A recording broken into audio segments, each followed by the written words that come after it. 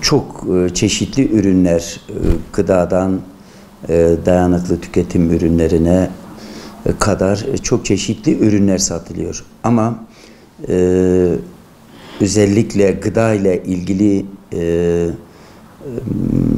buna benzer süresi geçmiş veya fiyat etiketindeki değişikliklerle ilgili gerçekten Tüketici Derneği olarak da bize zaman zaman şikayetler geliyor.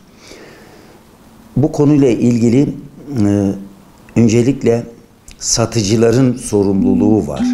Satıcıların sorumluluğu özellikle gıdayla ilgili son kullanma tarihi yaklaşan ürünlerinin ayıklanması gerekir. Veya son kullanma yaklaştı diye bir etiket koymaları gerekiyor. Tüketicilerin özellikle buna dikkat etmeleri lazım. Gıdayla ilgili ürün aldıkları zaman mutlaka son kullanma tarihlerine bakmaları lazım. Hatta bazı marketlerde şuna da iyi davranan marketlere rastlıyoruz. Son 3-5 gün kullanma tarihi kalan ürünleri bir kenara koyup bir indirime tabi tutuyorlar. Bu durum yasaldır. Ancak son kullanma tarihi geçmeyecek şekilde böyle bir durum yapmaları normaldir. Biraz da indirime girdiği için de ihtiyacı olan insanlar son kullanma tarihi gelmeden bunu tüketebilirler. Şayet son kullanma tarihi bitmiş olup farkına varmadan satın alan tüketicilerin de bu konuyla ilgili olarak fark ettiği andan itibaren hemen aldığı satıcıya götürmelerini ve para iadesini talep edebilirler. Ayrıca denetimle ilgili de gıdayla ilgili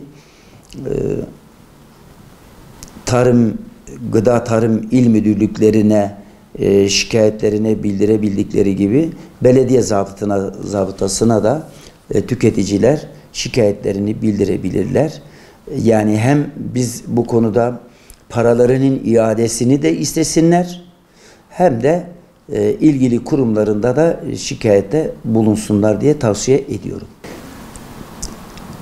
Son kullanma tarihi dolmadıysa yasaldır. Hatta tüketicinin de lehinedir. Ama tüketicinin de bu çok kısa sürede 2-3 gün kala bahsettiğimiz gıda ürünlerini de tüketmeleri lazım. Satıcı açısından son kullanma tarihi diye tabiri zaten adı üzerinde. Son kullanma tarihi. Nedir? Son kullanma tarihi ayın 10'udur. Ayın 10'una kadar satması yasaldır. Ama tüketicinin de buna dikkat edip 11'de tüketmemesini tavsiye ediyoruz. Yani mutlaka ayın 10'una kadar tüketmesi.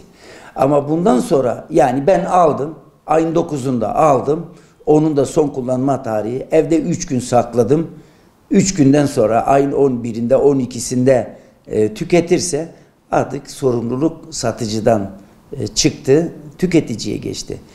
Yani kurumlar denetim yaptıklarını biliyoruz, zaman zaman da görüyoruz.